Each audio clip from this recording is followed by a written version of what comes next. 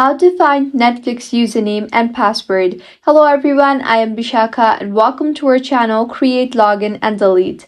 Let's get right into the tutorial. If you have saved your password on your iPhone, then you can easily go ahead and find the password. Firstly, launch the settings application on your device. Find the passwords option there. You can also search for it in the search bar if you cannot find the passwords option. Scroll down and find Netflix.com and you will see all the Netflix accounts password you have saved here.